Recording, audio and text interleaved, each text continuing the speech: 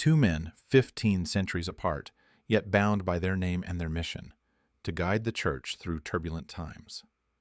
Today, we journey into the lives of Pope Robert Francis Prevost, now calling himself Leo XIV, and Saint Leo the Great, Bishop of Rome in the waning days of the Western Empire. What shaped their minds?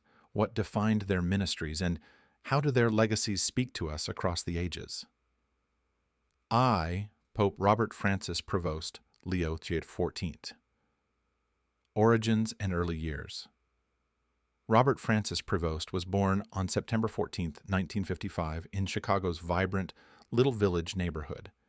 His father, Louis Prevost, a Navy veteran of mixed French and Italian heritage, and his mother, Mildred Martinez, a school librarian of Spanish descent, raised him in a household rich with stories of faith and service.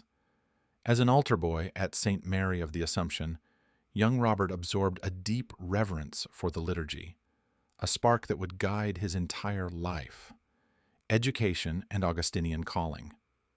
After high school, Prevost entered the Augustinian Minor Seminary in Villanova, Pennsylvania. There, he discovered a love for mathematics alongside theology, earning a bachelor's in math before pursuing a Master of Divinity. In Rome, at the Angelicum, he delved into moral theology and canon law, absorbing the Church's intellectual tradition even as he cultivated a pastoral heart. Missionary and academic service in Peru. In 1985, Father Prevost answered the call to Latin America, serving for nearly 2 decades in the Peruvian Andes. He balanced work as a parish priest, walking dusty mountain paths to baptize children and counsel elders, with teaching future priests at the seminary in Huamachuco. His fluency in Spanish and his joy in simple hospitality won him warm respect among indigenous communities. Leadership within the Augustinian order elected Prior General in 2001, Prevost guided the global Augustinians through renewal after centuries of change. He emphasized formation, encouraged intercultural dialogue, and strengthened ties between vowed religious and lay partners. Under his leadership, new convents opened in Asia and Africa. Episcopal ministry and Vatican roles. In 2015, Pope Francis named him Bishop of Chiclayo, Peru, an area marked by both rural poverty and rapid urban growth. Prevost championed community-based catechesis and launched programs to train lay leaders. By 2023, he returned to Rome as prefect of the dicastery for bishops, overseeing the selection of new bishops worldwide, and as president of the Commission for Latin America, where he pressed for greater women's participation in decision-making. The Conclave and a New Papacy. On May 8, 2025, hidden beneath the white smoke, Cardinal Prevost emerged from the Sistine Chapel, elected pope on the 4th ballot. Taking the name Leo XIV, he instantly became the first North American pope and the first Augustinian since the 15th century. From the balcony of St. Peter's, he addressed the faithful in English, Spanish, and Italian, calling for a church on the margins, one that walks alongside migrants, listens to the young, and builds bridges across divisions. Core beliefs and initiatives. Pope Leo XIV brings to his ministry a blend of doctrinal fidelity and pastoral innovation. He preaches Eucharistic adoration weekly, while also championing digital evangelization. He has convened a global synodal assembly to deepen co-responsibility among clergy and laity, and he has established a special fund to aid refugees worldwide. His clear teaching on marriage and family life upholds tradition, even as his warm personality disarms critics and opens hearts. 2. Saint Leo the Great, c. 400-461. Aristocratic roots and ecclesial rise. Born around 400 AD in Tuscany to a noble Roman family, Leo was educated in the classical arts and Christian theology. Ordained a deacon under Popes Coelestine and Sixtus, he quickly gained a reputation for eloquence and learning. Emperors and bishops alike sought his counsel on doctrinal disputes. Election as Bishop of Rome. In autumn of 440, after months of negotiations among clergy and senators, Leo was chosen Bishop of Rome. From day one, he saw himself as Peter's successor, the guardian of the universal faith.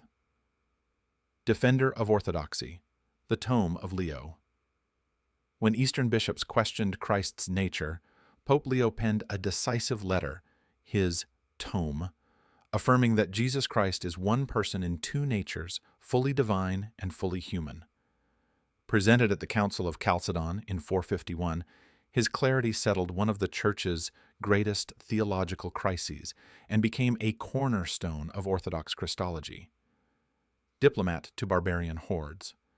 In 452, as Attila the Hun advanced toward Rome, Leo journeyed to meet him at the river Mincio. Contemporary accounts differ on whether he offered persuasion, prayer, or tribute, but the result was the same. Attila turned away, sparing the eternal city. 3 years later, Leo also negotiated with Gaiseric, the Vandal king, averting further destruction. These acts earned him the title the Great. Shepherd and preacher beyond diplomacy, Leo cared deeply for the poor. He organized grain distributions, rebuilt churches, and preached against the moral laxity he saw in both clergy and laity. 97 of his sermons survive, revealing a pastor who combined firm exhortation with pastoral tenderness. Miracles and sainthood. Hagiographers record that, caught in a storm without light, Leo's very garments shone like lamps to guide him home. He died on November 10, 461, after celebrating Mass, reportedly singing "I will go unto the altar of God" as his final words. Canonized in 1754 and proclaimed a doctor of the Church, his feast day remains November 10th. Threed. Two Leos, one mission, guardians of truth and mercy. Both Leo I and Leo XIV faced crises. One defended doctrine against heresy and barbarism, the other shepherds, a global flock amid secularism, migration, and internal calls for reform. Each insisted that the papal office must be at once firm in teaching and loving in charity. Continuity and adaptation. Leo the Great wrote in Latin, addressing 5th century bishops. Leo XIV tweets and holds video conferences, yet both share a vision of synodality, consulting laity and clergy alike, and of a church that goes outward to the peripheries. Enduring legacies.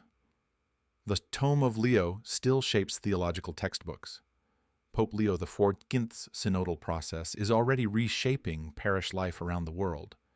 Their lives remind us that every era demands new approaches, yet the essence of the papal ministry, unity, truth, service, remains unchanged.